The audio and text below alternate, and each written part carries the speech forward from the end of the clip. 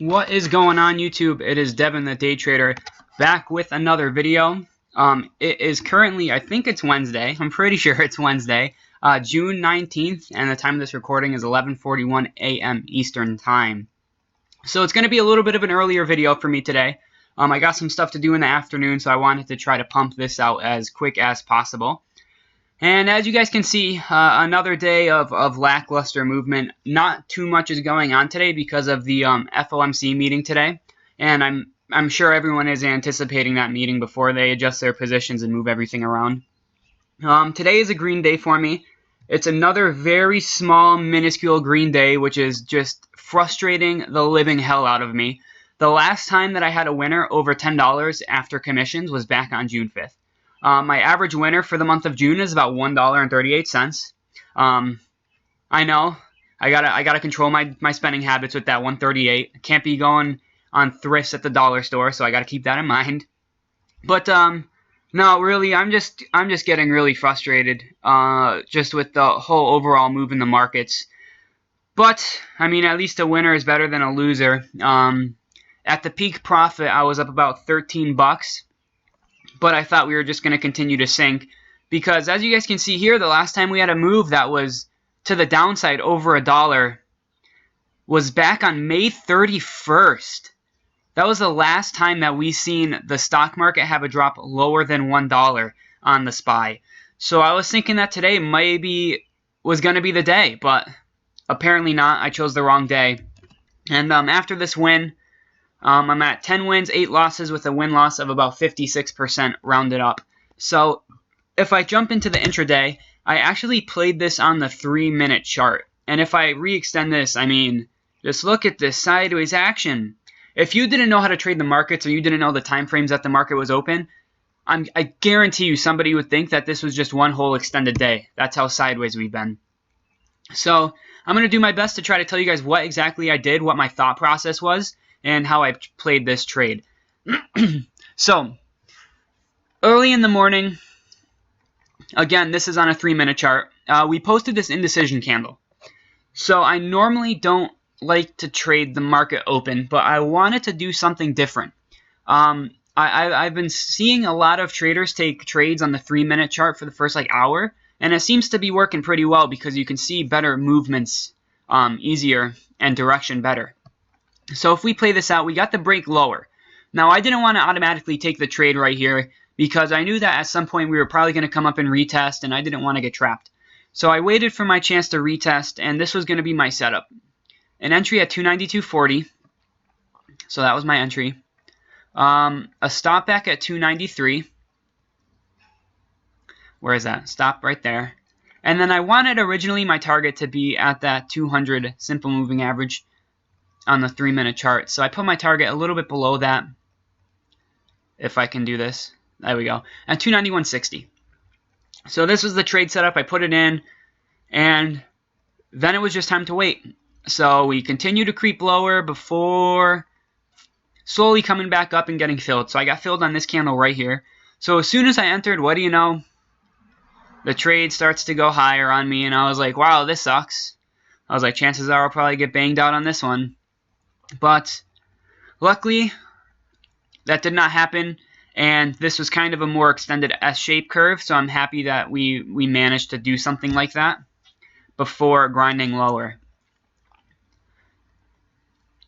So once this candle came in right here at about 10:15 a.m., I was a little bit more complacent with my stop, and I moved it to 292.75, if I can put it there. So above the indecision candle at the market open, and then above this bearish and bullish candle between 9:57 and 10 a.m. So that was my new stop. If I got trailed out, I would have lost like $6. So still holding on to this trade. Started trading sideways for a little bit. This was when I was starting to get a little nervous because I thought we were going to coil before heading higher, but that did not happen. Let me auto this back so you guys can see it better. So I was really feeling good on this candle right here. Got the close below the lower wick of this one. Got the close below this bullish candle right here. So I was going to continue holding it. This candle sort of spooked me out a little bit. And then really, if I just continue to play it, some consolidation. I held through this move, which was probably a bad idea because, again, at the lows around like that level right there, I was up like 14 bucks. So I probably should have just exited the trade there, knowing that the FOMC meetings were coming out. But it seems like every single time I exit a position early, it completely just tanks. Every single time I do it. So this time, I mean, I should have just known because of the FOMC that today would have been slower than normal. And we posted the exact same lows at 10:42 and 9:39. So that should have been a clear indicator for me to exit my position. But again, I think part of it was because I've had 3 losses in a row and I'm trying to claw my way back. So I wanted to really just hold this to see if there was a chance that we got a flush lower. And then not a lot going on, still kind of chopping around sideways.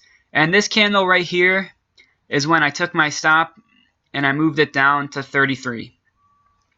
Because if you look here, the high at 10:21 a.m. was 292.32, and the high here was about 292.32 if you're using like an up-to-date broker charting software.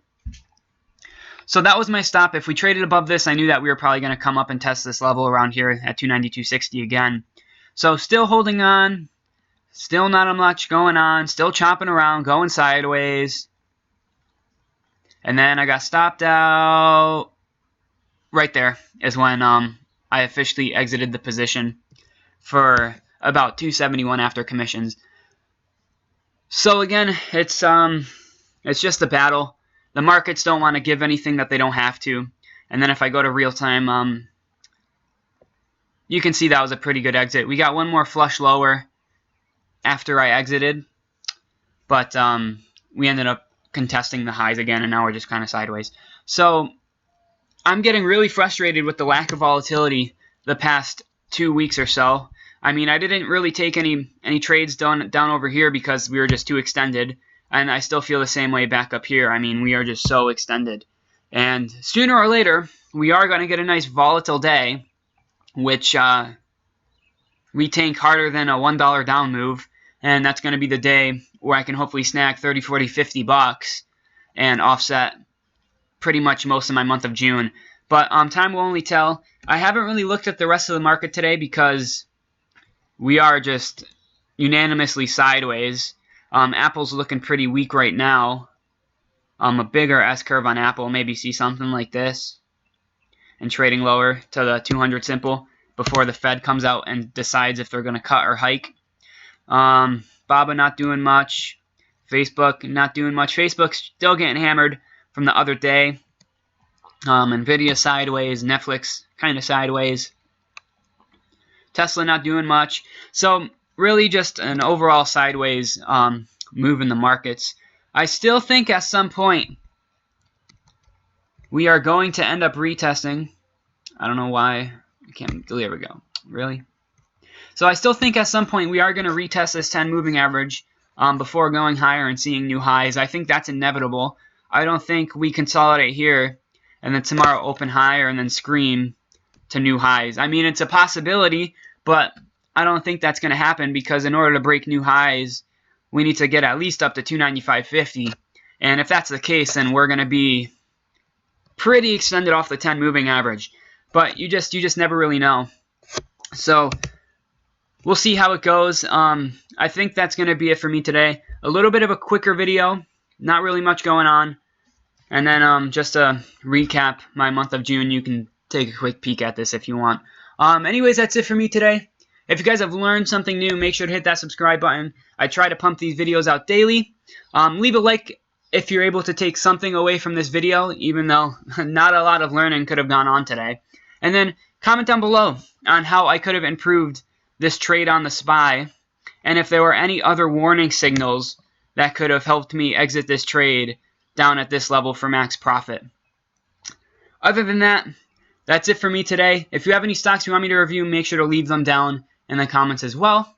Until next time, I'll see you all soon. Thanks for listening. Bye.